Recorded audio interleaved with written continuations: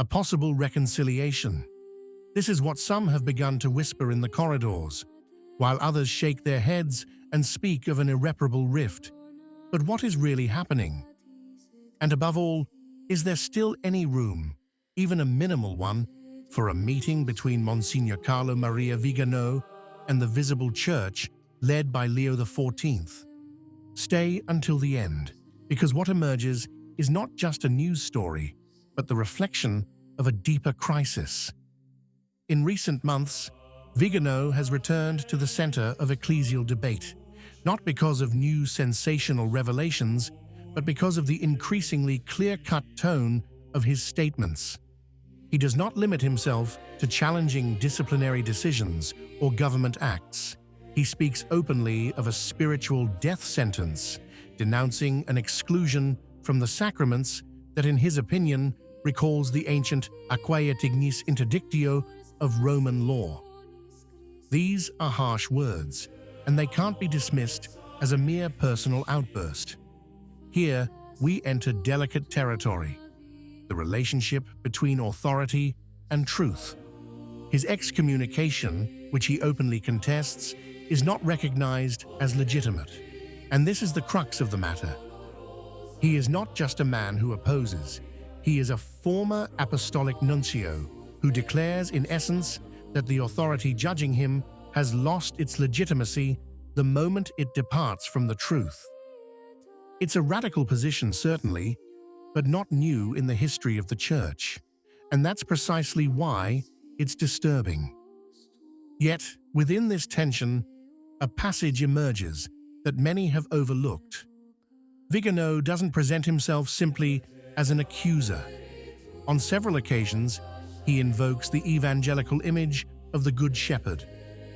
I would have expected the Pope to come looking for the lost sheep. This phrase completely reverses the perspective. It's not he who should ask to return. It's the shepherd who should take action.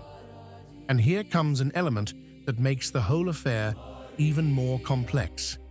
The pontificate of Leo XIV, at least in his official communication, insists on one specific point: openness, listening, dialogue. I listen to everyone. A formula that is repeated and relaunched. A church that presents itself as an open house. But then the question becomes inevitable. Really everyone? Because while meetings, media outreach, and dialogues with figures far removed from Catholic doctrine are multiplying, there is one name that remains on the fringes. And not just any name. An archbishop, a diplomat of the Holy See, a figure who understood the inner workings of ecclesiastical power like few others. At this point, a glimmer of hope appears, because, contrary to what one might think, there has been an attempt at a meeting, and not just one. It all began with a personal letter sent on June 4, 2025, via Vatican mail. Not a media gesture, not a public statement, a direct, confidential act with a clear request, an audience with Leo XIV. Silence. Months passed. On August 28th of the same year, there was no response. Viganò renewed his request, this time through the official channels of the prefecture of the papal household, writing to the regent, Monsignor Leonardo Sapienza. Once again, the institutional route is being followed. This isn't a public provocation, but a concrete attempt at dialogue. And then something happens that changes the situation. On September 20th, confirmation arrives. The hearing is granted. The date is set. December 11th, 2025, 10 a.m. in the library of the Apostolic Palace. A symbolic place. A meeting that could have marked a turning point. For a moment, it seems the narrative of openness is coming to fruition. The Pope listens to everyone, even those who criticize, even those who accuse, even those who have been marginalized. But it's precisely here that the story takes an unexpected turn. On December 9th, 2 days before the meeting, at 8:08 in the morning, a communication arrives. The hearing is cancelled.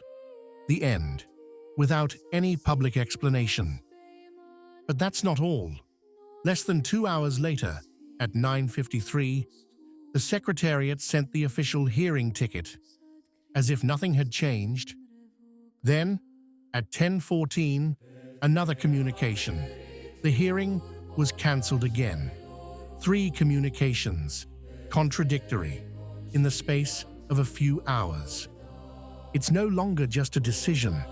This raises a problem of management, transparency, and perhaps internal tensions.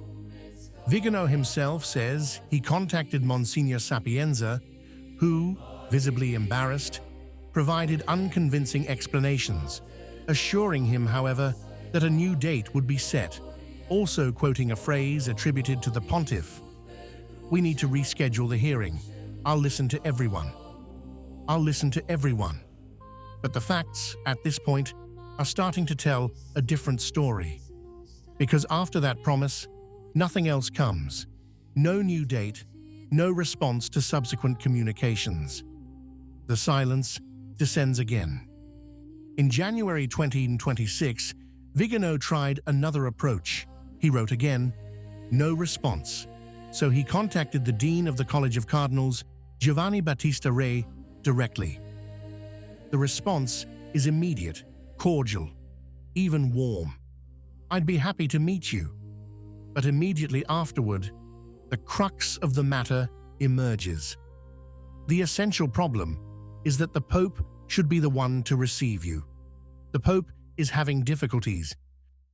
Not a scheduling issue, not a time issue. The Pope has doubts. These words change everything, because they show that the missed audience is not an accident. It's a choice.